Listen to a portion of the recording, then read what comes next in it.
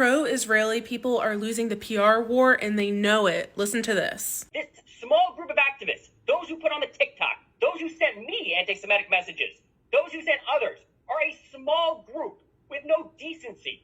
That clip was from this meeting that was held this afternoon, so I'm going to give you guys a rundown of the highlights and the interesting things that they said. This is a conference to see how they can better justify the mass murder of children and silence people who are against it.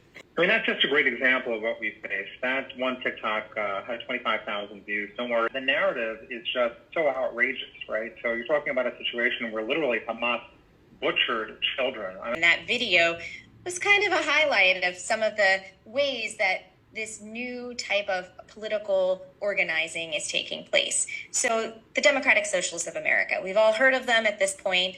They were the organization in New York that actually promoted the pro-Palestinian, pro-Hamas cheerful rally in Times Square the day after the terrorist attack. They are the group that helped get AOC elected, mostly made up of younger people. And there's a lot of energy and excitement and, colorful graphics and slogans and pie in the sky ideology. Colorful graphics. Colorful graphics is what's drawing us in, not the fact that there is a genocide going on. Almost parroting a Soviet-era propaganda. So through their really confident, exciting, colorful campaigns, worldwide organizational tool to demean Israel and diminish its standing in the world community, to compete and to run and win and defeat these far left extremists, especially those who are associated and promoting and using social media in particular to promote their anti-Semitism. They're confused about why there are so many anti-Israeli activists now out of nowhere. It seems like, though, we've lost ground, right? Let's just be honest, right? Sure. It seems like we've lost ground. There weren't socialists. You never had these anti-Israel activists to the same level, right? You've had They call out Jewish Voices for Peace for being anti-Semitic. Organizations, for example, Jewish Voices for Peace, right, where I would say up until a few weeks ago they were flirting with anti-Semitism, and now they've gone full-on anti-Semitic, anti-Israel with a rally yesterday in Washington, D.C., where they're literally spreading propaganda that is... They also just kept lying and lying about Hamas. They've been proven false, where they're publicly saying that Israel bombed a hospital, which we actually know was not bombed by Israel, but was in fact bombed by terrorists. Literally cut the bellies of pregnant mothers open and then chop the heads of their babies off. It's barbaric. That's just inhumane. And this is what people are cheering. They go on this rant about decency, and who's going to tell them that ethnic cleansing is not decent? Need to organize. I know it sounds like a bad word. People affiliate with the left. Organize. Organize is not a bad word. The reality is that if we had everybody on this Zoom would spend 1 hour a week, we could control and retake the narrative. And that's what tonight is all about.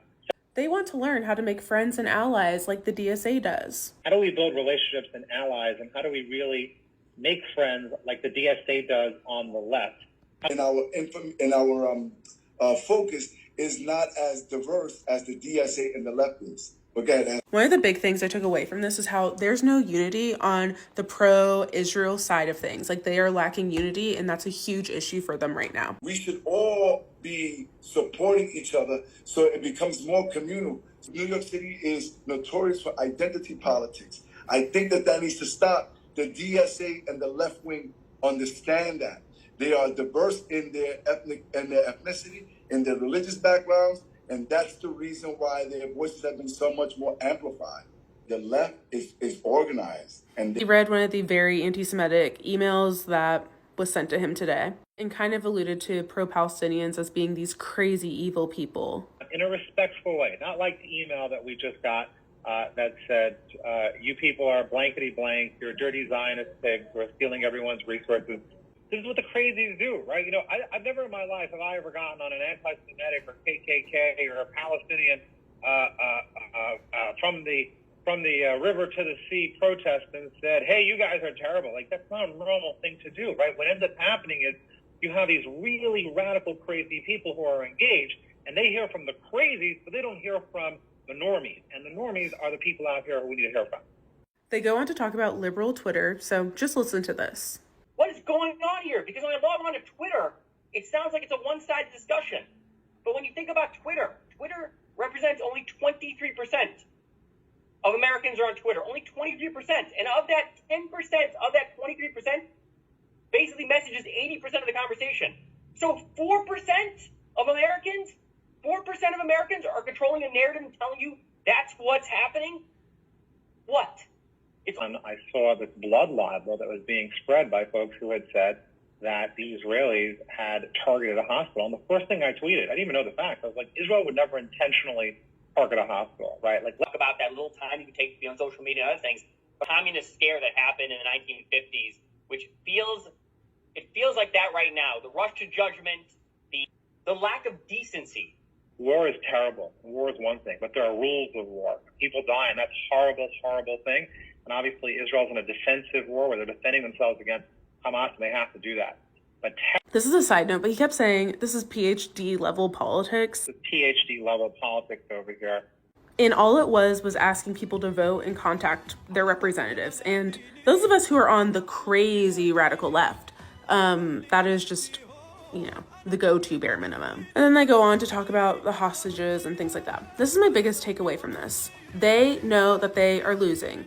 They know that people are not buying their propaganda. So I hope this is an encouragement to everyone to keep posting, because everything we're doing is working. Keep posting even if you don't feel like an expert or feel like you have a voice that matters. Just keep posting because it's working. Our solidarity with the Palestinian people is seen and so loud to them right now, and it's scaring them.